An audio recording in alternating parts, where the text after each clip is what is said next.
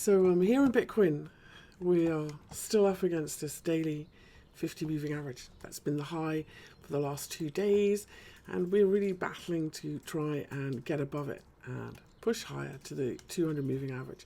Normally you would expect some consolidation in between the 50 and the 20, so there is still room for us to drop down a bit lower from here down to this 20 moving average. But what's holding us up and is now clear is this 50% retrace from the high on the 12th of February. So that's actually our yearly high to low as well, which gives a little bit more weight to it. So as long as we hold above 7,080, or I would say probably round number 7,000, I'm still looking like this is really trendy and set to continue higher from here to 7,900. The only question is, are we going to do it today? Are we going to do it this weekend? When is it going to happen? How many days of inside bars are we going to see? In terms of Japanese candlesticks, when we make a new high here with this one, we are potentially setting up a reversal called dark cloud cover, but only if we close more than 50% down on this big green candle that precedes it here. So for the moment, as long as we stay in the top, as long as we don't close below 50% of the open close of this big green candle, we're still looking kind of really bullish. So all good to go. Really, what this should look like on a lower time frame is a smaller bull flag. So if we go down to, say, a 4-hour, here's our, hopefully, bullish flag. It's become a very tight triangle. They always make me a bit nervous when it's a very tight triangle, because you always think, oh, there's room for it to push out and become a not so wide triangle. Do you know what I mean? And triangles that trade into the apex, which is the point, they kind of lose their predictive power a bit. So I'm going to keep this low on the bottom and say, really, yes, we can get excited when we break out above this trend line, but we really do need to make new highs as well, to be sure. And then, of course, because we're climbing up through the fib levels and we paused at the 50%, we paused at the 38.2 and so on, we're looking for 78.98 next. 61.8 levels though are very messy, so that probably would be more likely round number 8,000. And then because we had this fib pattern, I'm going to say, now that we're above this 50% here, really we should be looking for this bigger complete, I think, 50%, which I think gives us 8,800. This level here, 8,800. So far so good. I know a lot of people are still seeing this as a bearish rising wedge, and if we break down the rising wedge, that we will see a deep retrace of the lows.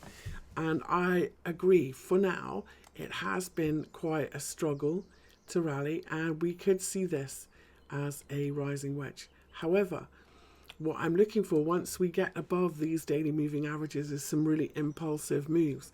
And if we don't see them, then I'm going to I will agree with the bearish analysis on this.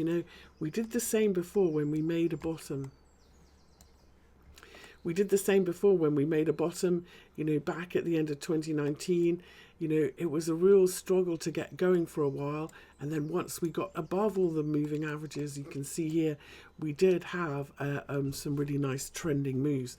So once we get away from all of this and above all of these daily moving averages, and we're so close now to them and to the 200, then we'll see. Now, if we're going to see a retest of the lows, because this kind of V bottom is very rare in Bitcoin, then we would be, if that happens, I think back at this big 50% back of the whole swing, 8,800, and the 200 moving average is more likely where we see it, and more likely kind of a move around the halving.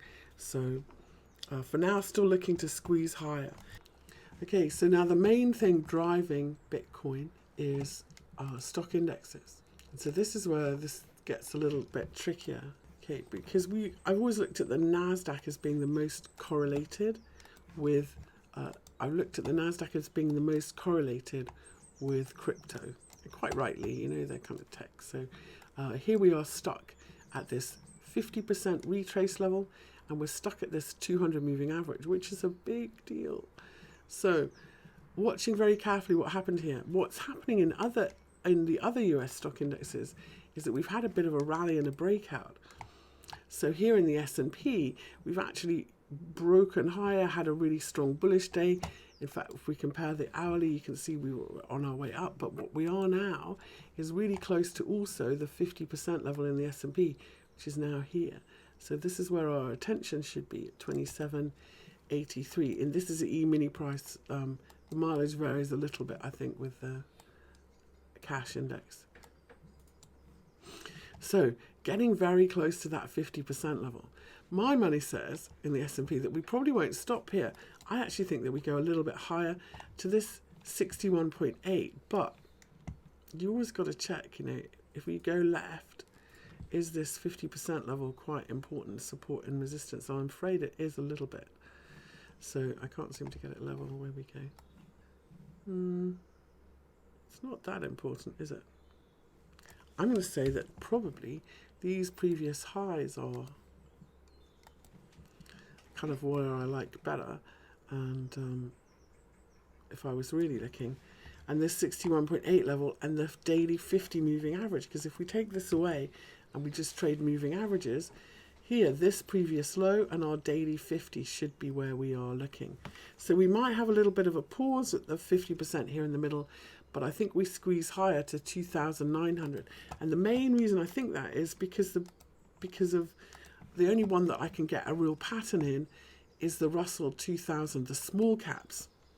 Now in the small caps, it looks really dodgy at the moment, doesn't it? It looks like we're setting up a pretty ABC corrective, quite slow, really struggling to make a new high here, aren't we? And get above these previous highs.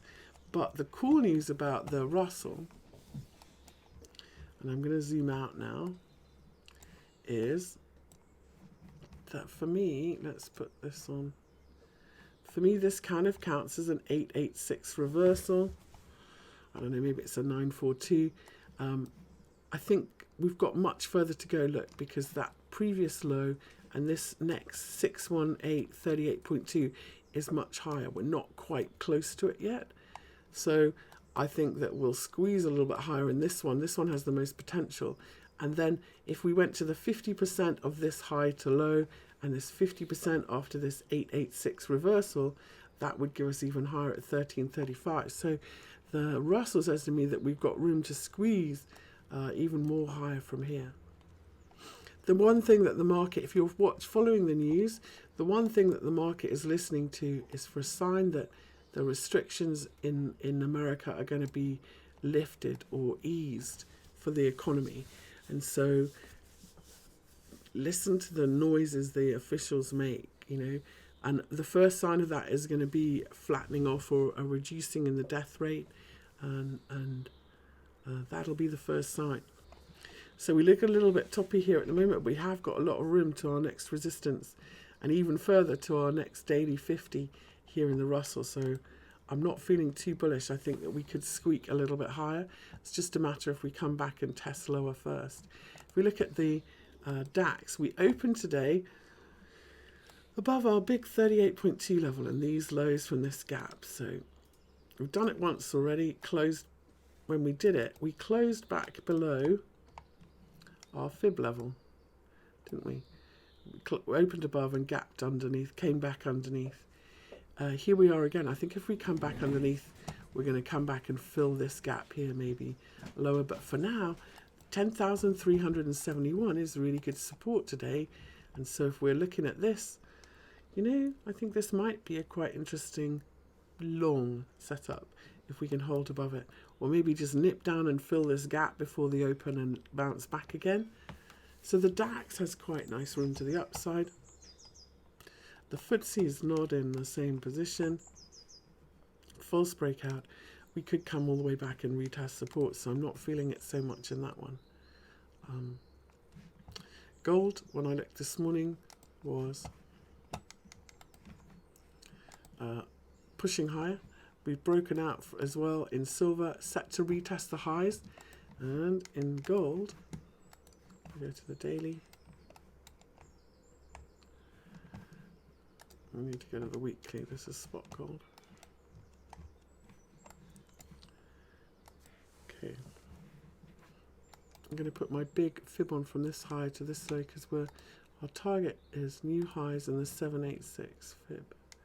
It's just a matter of how we get there. 1733 then as our target. Ta-da, which is the 1.1.3 of this here. So at each one of these fib levels, let's go down to the 4-hour. Okay. Because I draw my fibs from this high to this low. Okay, and I was a little bit worried that this 786 would be resistance, but we got above it, found support. Remember, when you reverse at an 886, you have to break the next fib level down. It's like a staircase, or you haven't reversed. And instead, we found support for here.